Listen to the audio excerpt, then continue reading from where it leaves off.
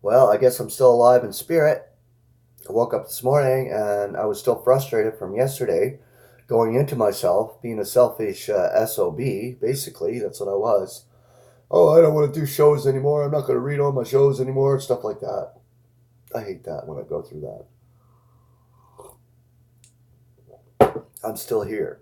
I texted Martin last night. He texted me back. Don't give up, Rob. Don't give up your reading because you're doing all right. And I appreciate that, Brother Martin. I really do. I'm still here. I'm still doing shows. People appreciate what I do, I guess. So I continue on doing it. And I don't want to become like selfish, but some days I'm so frustrated. Yesterday was one of those days where I just lost my shit. I was just like, holy fuck, why am I still here on this earth? Still doing this stuff. And it's just like I go through stuff. Like through a lot, actually. Physical infirmity, yeah. Went through that yesterday. Physical attacks, friggin' my wife getting on me because I'm not working, I have no income, shit like that.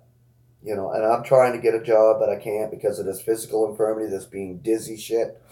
I've been applying everywhere, trying to get a job. Oh, it's just so much frustration builds up after a while. You just want to just throw in the fucking towel and just wave a fucking white flag.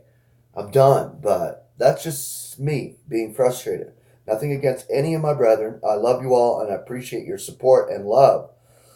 And I love you, Martin, for getting back to me and texting me and like kind of kick me in the nut saying, go, Rob, you're still going.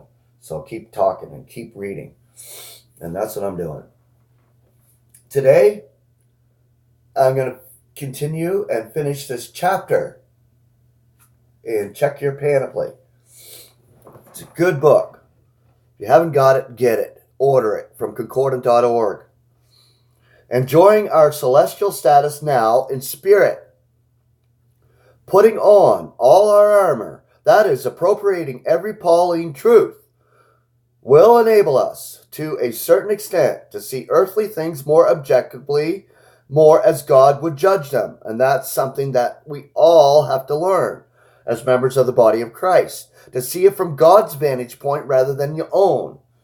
And that's why I said I was a selfish SOB yesterday. And I saw myself and I was like, what the hell am I going through? These people, these brethren, these saints, my fellow saints need this truth. And that's why I put it out on my shows. From this celestial vantage point, we can view things in the right perspective because we are far above the fleshly and soulish spheres. Thus, we can enjoy our celestial allotment right now, whenever we are aware of our being seated together in the celestial realm, in spirit, in Christ Jesus.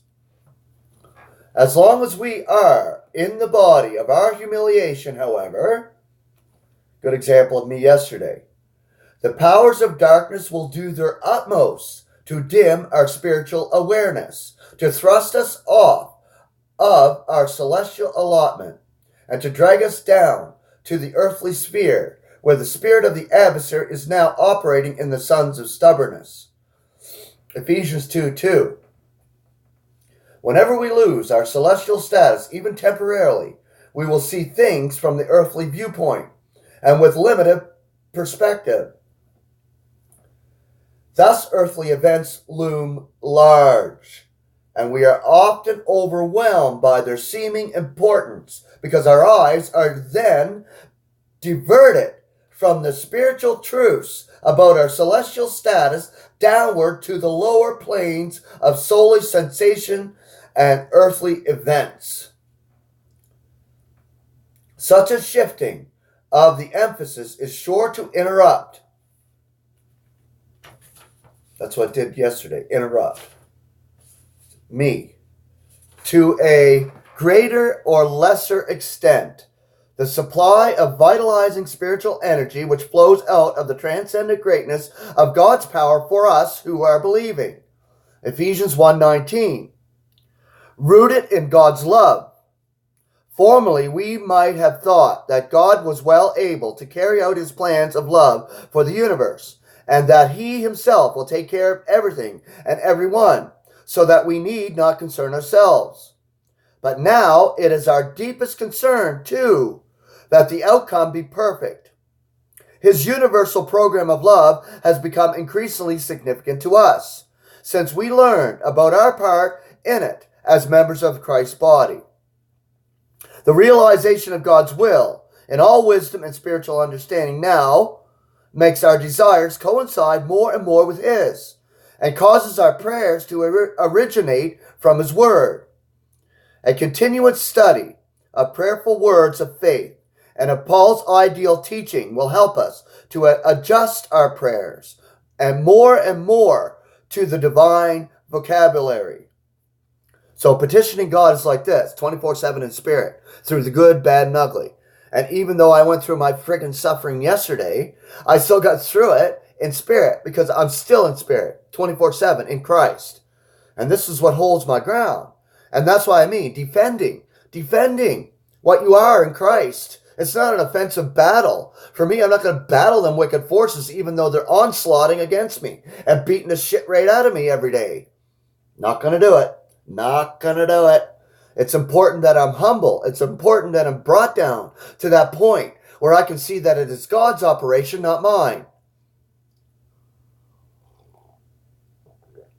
I like to vent. Last couple of days, I feel like I've been venting. During every prayer and petition, this article rounds out our survey on the Pauline prayer, and at the same time on the panoply of God. The multifarious wisdom of God has seen to it that these prayers serve a manifold purpose. They contribute to the laud of His glory. They enable us to count the tokens of His love, so that we will walk as children of light and serve as slaves of Christ Jesus. They also rejuvenate the spirit of the mind toward a regular checking of our panoply or armor and a fuller understanding and enjoyment of our celestial status because of His vast love with which He loves us. And I'll round off this chapter with this passage of Scripture, Ephesians 3:20-21. Pull it out yourselves right now. I'll just take a break here for a couple of seconds. Pull out your scriptures. Look it up. If you have a concordant version right now, right beside you, wherever it is, pull it out. I'll give you like 2 minutes. Ephesians 3:20-21. Plus my screen went black, so I have to pull that up. Have a drink of coffee? You got your scriptures yet? We'll read it. We'll read it together. Instead of me just reading, we'll read it together. This is why I say, pull out your scriptures, we'll read it together. All right, here we go. Hope you got them. I didn't say 2 minutes today. It hasn't been 2 minutes. All right, I'm going to begin now. Ephesians 3:20-21.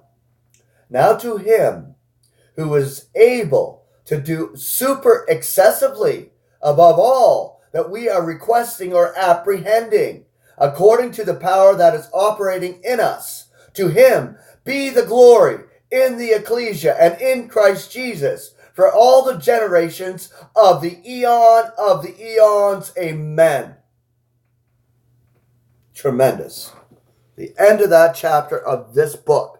And maybe I'll go into another chapter in this book on purpose again, just to bring it to light so that we can all enjoy it. All of us enjoy it together. This is the whole point of my shows. I read to give you fuel, spiritual fuel. And this is what I do. It's just wonderful. I'll put it that way. I love you all. I am so thankful to be here, and I'm still here. I wake up in the morning, I open my eyeballs, and I'm still breathing, and my heart is still beating. So that's what's important. And I continue to do my shows. So grace and peace to all of you.